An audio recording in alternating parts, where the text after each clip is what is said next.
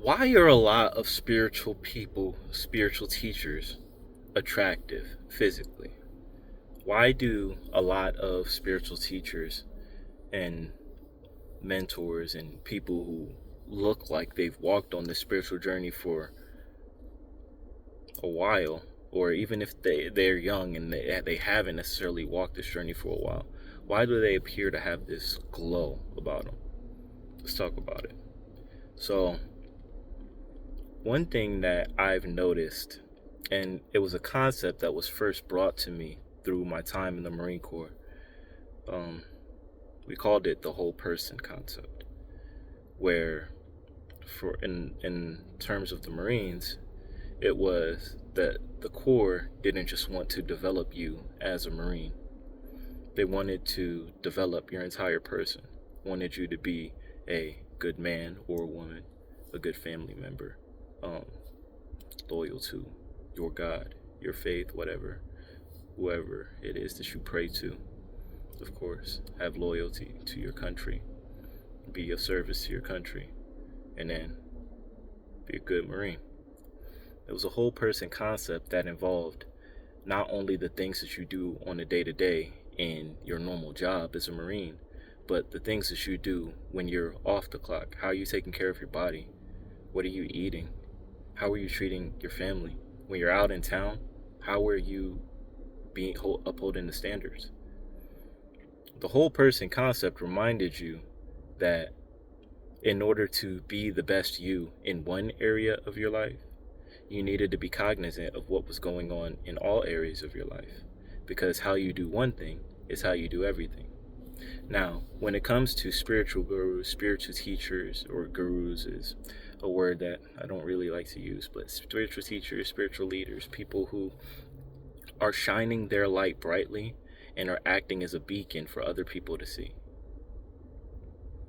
You have to understand that when this overwhelming flood of unconditional love has taken you over and you're walking in your Dharma, it's not just one area of your life that's impacted, it's all areas of your life that's impacted. You can't go to the same places where you used to hang out.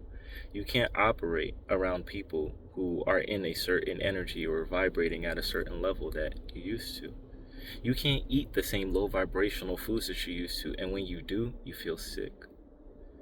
You can't speak the way that you used to. You can't listen to the same music that the way that you used to. And it's not, I'm saying you can't, not that there's some force that like pops out like, hey, stop that, don't do. No, that's not it. It's that you don't resonate at that frequency. So the desire to take those actions is no longer inside of you. And instead, it's replaced by a desire to take actions that uplift you, that build your body, that cause you to take you on your ideal form. In addition to the fact that when you understand the power that you have, with a simple thought, you can begin to shed pounds. So when you're looking at someone who is walking the spiritual journey and you're seeing that glow on them, it doesn't matter what it is that they've done. We're all walking this journey and we all, excuse me, fall into states. Being spirituality was supposed to be different from religion. We talk about judging not lest you be judged. When you see a spiritual teacher, leader on these channels or operating in some entity that's bringing people together to learn, and you hear that they did this or they did that, I mean, unless they're out here blatantly scamming people, at which point the law will probably get involved. Any mistakes that someone makes in their personal life, don't hold that against them. Don't tie them to that mental state. Give them the space to learn. Give them the space to be human. Hold that space for them. Can you do that? And recognize that that glow that you see, it's not some symbol of promiscuity.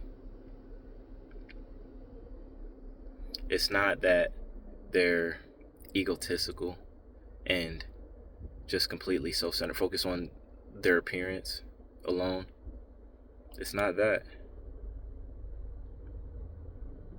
What you're seeing is the opulence of the divinity within them making itself known to you and showing you just how brightly it can shine through you if you too would allow it to.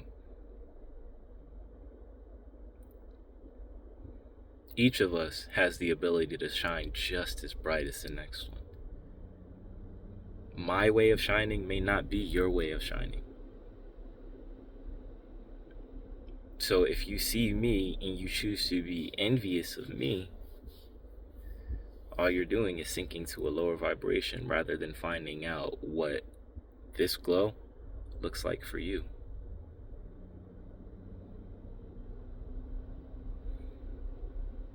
For me, that's just my explanation of why a lot of spiritual teachers, why a lot of spiritual mentors, spiritual leaders look pretty attractive. It's a trend. I love you. I want to see the fullest expression of you. This is a spark.